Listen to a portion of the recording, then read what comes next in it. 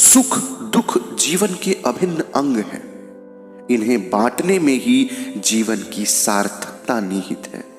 जी हाँ दोस्तों, आज की हमारी कहानी दूसरों के सुख में ही है हमारा सुख, इसी भावना पर आधारित है। इससे पहले कि आप सभी इस कहानी में खो जाएं, आप सभी से निवेदन है कि कहानियों का ढाबा चैनल को सब्सक्राइब करें, वीडियो को लाइक करें। तो चलिए बिना समय को गवाए इस कहानी को शुरू करते हैं। दोस्तों, एक बार की बात है, दो मित्र थे, एक सुनार और दूसरा माली। एक दिन माली ने सुनार से कहा, क्या अपनी दुकान पर बैठे बैठे ठुक ठुक करते रहते हो? एक दिन मेरे बगीचे में आओ, विभिन्न प्रकार के सुंदर और सुगंधित फूलों से साक्षात्कार करोगे तो तुम्हारा मन भी खिल उठेगा। उसकी बात सुनकर सुनार बोला, दोस्त मैं अवश्य आऊंगा, मगर शर्त यह है कि तुम्हें भी मेरी दुकान पर आकर मेरे द्वारा निर्मित आभूषणों को देखना होगा। मेरे विचार से अपने मित्र की कलाकारी को देखकर तुम्हें भी खुशी हासिल होगी।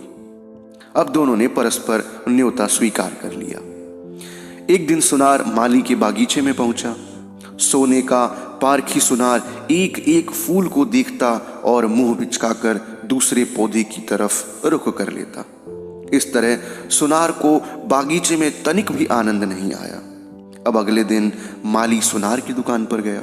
सुनार ने उसके समझ अपने द्वारा बनाए हुए विभिन्न शैलियों के सुंदर आभूषण रखे।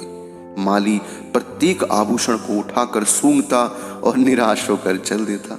उसे भी उतनी ही निराशा हाथ लगी जितनी कि सुनार को लगी थी। वस्तुतः हम सभी सुनार और माली ही तो हैं। जीवन में सुख संतोष खोजने की हमारी अपनी अपनी कसौटियां हैं।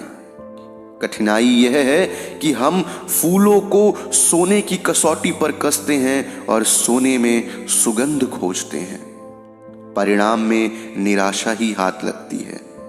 बेहतर होगा कि सुख संतोष के सीमित दायरे तोड़कर इनका विस्तार किया जाए।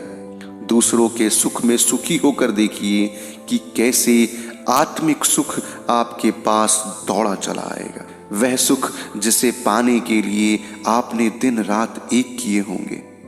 दुख की भांति ही सुख को भी बांट कर देखिए।